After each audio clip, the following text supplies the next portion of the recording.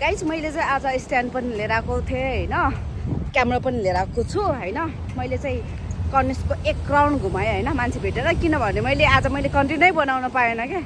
यसो दाजुभाइहरू दिदीबहिनीहरू भेट्यो भने चाहिँ यसो हल्का इन्टरभ्यू जस्तो सोधौँ भनेको होइन।